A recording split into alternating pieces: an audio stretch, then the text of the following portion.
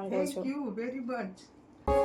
ઉગ્યો રે ધબકારો ખમ્મા મારા નભનો તારો ખમ્મા નજર તો તારો ખમ્મા હો આતમનો અણસારો ખમ્મા મારો નવો જન્મારો ખમ્મા નજર તો તારો ખમ્મા હો.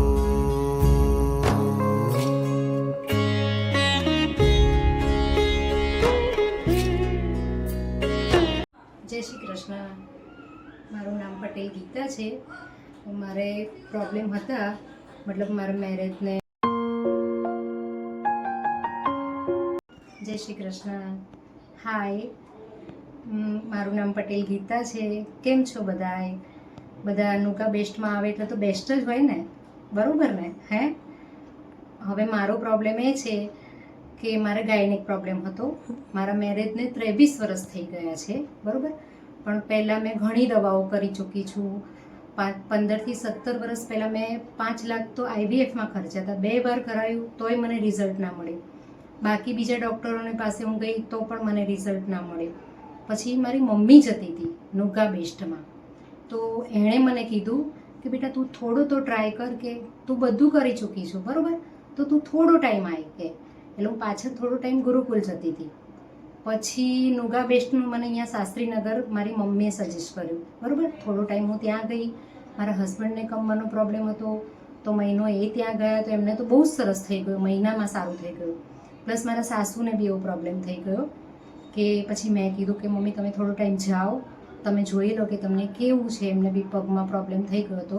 તો મમ્મી વળી કે હું કાલે નહીં આજથી જ જાઉં કે.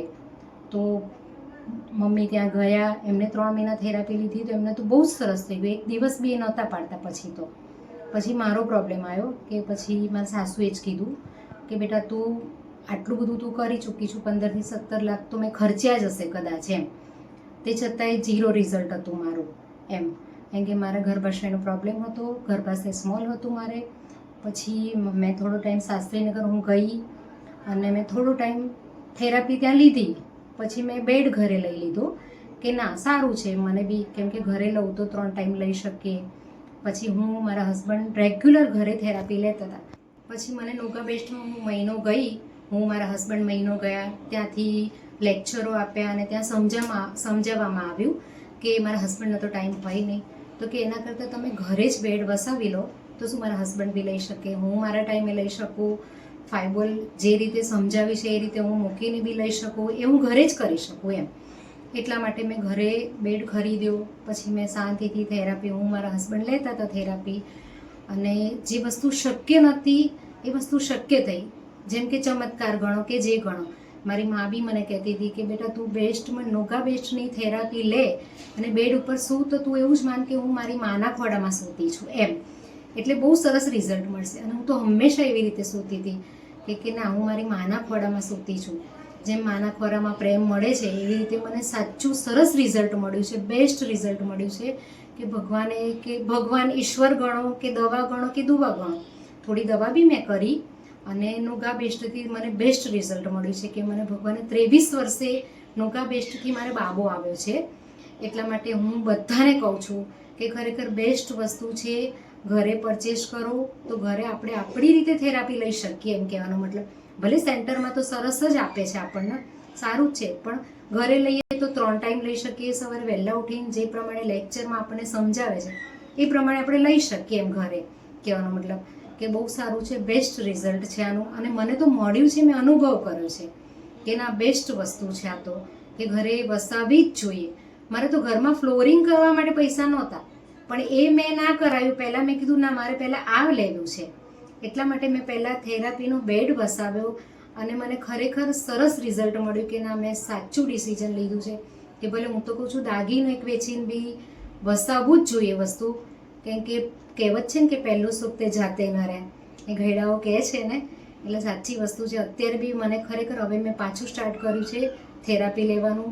મને બહુ સારું છે, એનાથી મને ખરેખર સરસ રિઝલ્ટ મળ્યું છે. મારી એજ 48 યર્સ છે. આટલી ઉંમરમાં મને રિઝલ્ટ મળ્યું છે એ નુગા બેસ્ટથી જ મળ્યું છે. આ રહ્યું મારું રિઝલ્ટ. હાય, જો આ નુગા બેસ્ટનું મારું રિઝલ્ટ છે અને હું કહું છું કે ઈશ્વરે કે ભગવાને કે નુગા બેસ્ટે મને આટલું સરસ ફળ આપ્યું છે કે જે ખરેખર કલ્પના બી મને નહોતી. મારો પરિવાર એટલો ખુશ છે કે આજે હું એટલી બધી હેપી છું કે એના પપ્પા, એના બા દાદા કે અમે જીવનમાં કલ્પના બી નથી કરી કે ભગવાને કે નુગા બેસ્ટે મને આ રિઝલ્ટ મળશે એમ. કે ખરેખર થેન્ક યુ કે બેસ્ટ જ છે નુગા બેસ્ટ, તો ખરેખર બેસ્ટ જ છે.